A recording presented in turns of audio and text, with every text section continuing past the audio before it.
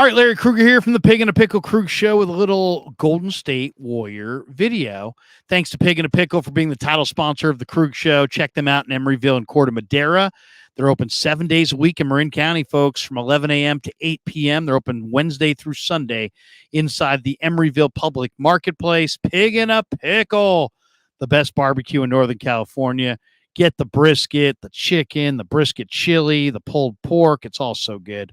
The brisket chili is amazing. And also, if you're in Marin County, they only serve the potato chips, which they cook in beef fat. Oh, my God. It's the greatest potato chip of all time. They season it with the same rub they put on the chicken, and then they cook it in the beef fat. And they only sell them in Marin County. They bag them up. They cook them every morning. Amazing potato chip, the greatest chip maybe of all time. Check out Pig and a Pickle, best barbecue in all of Northern California. All right, let's talk a little bit about the Golden State Warriors. One of my favorite players to watch is the late Manute Bol, who played for the Warriors, his son, Bol Bol. And, Manute was 7'7", and was a shot blocker. Nelly let him shoot some threes. His son is 7'3", let's say, 7'2", 7'3". And he's just a really interesting player. He's a totally different player than his dad. He's a much more skilled player. And the Warriors are definitely looking for size. And I would love to see them go after Bol Bol. Now, the Orlando Magic have basically said goodbye to Bol Bol. They waived him. So, they decided not to exercise their option to extend his contract for one more season. And they traded it for $2.2 million of cap room. And they did extend the contracts of other guys like Gary Harris and Markelle Fultz, but they decided to pass on Bol Bol. And I just think that Bol Bol has a lot of upside and a lot more potential than people realize. Victor Wembanyama went number 1 in the draft. Wembanyama is 7'5", and he's also really skinny, physically deficient as far as strength, but he's got a lot of skill. Well, if that guy can go number 1 overall in the NBA draft, and people are talking about how he's this transcendent player who's going to change the league, and he's got a lot of the same issues that Bol Bol has. He's too weak. He needs to gain strength. He can't bang inside. He's got all kinds of skill, but it's all and potential, but it's unrealized to this point.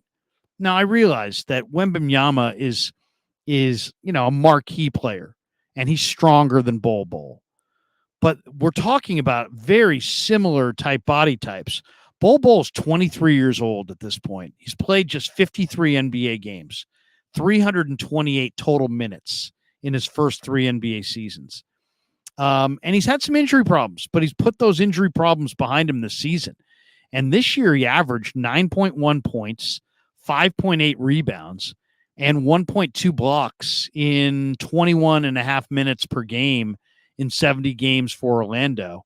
He actually started 33 games.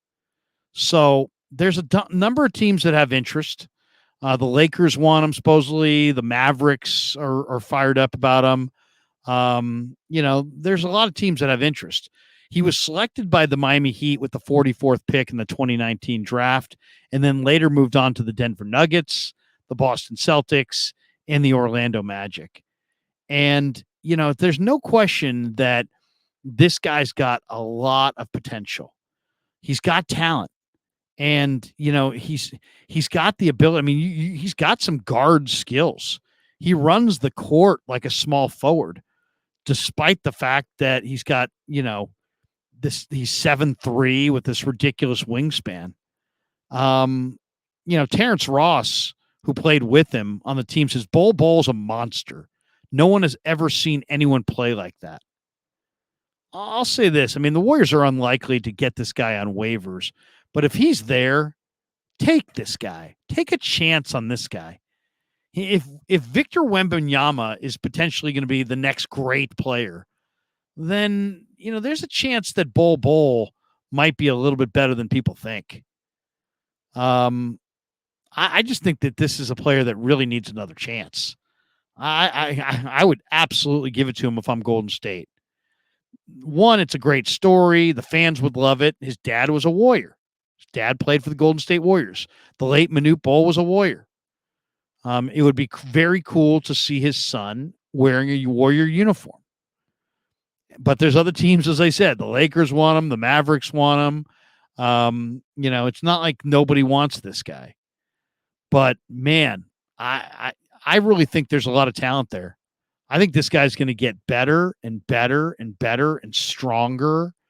And I get why Orlando said goodbye. They're loaded in the front court, so he was dispensable.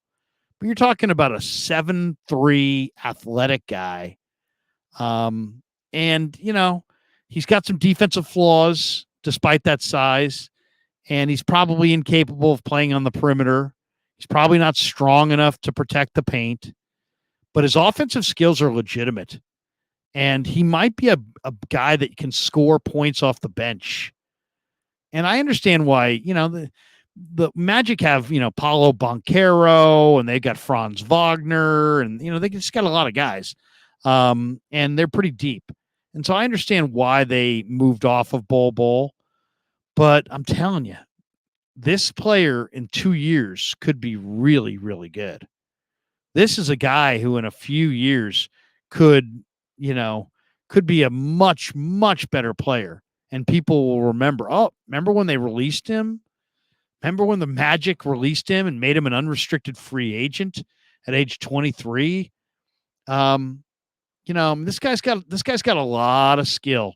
He's a native of Sudan, and he's a guy that if you give him some time, I mean, what this guy has, you can't coach. You can't teach what he has.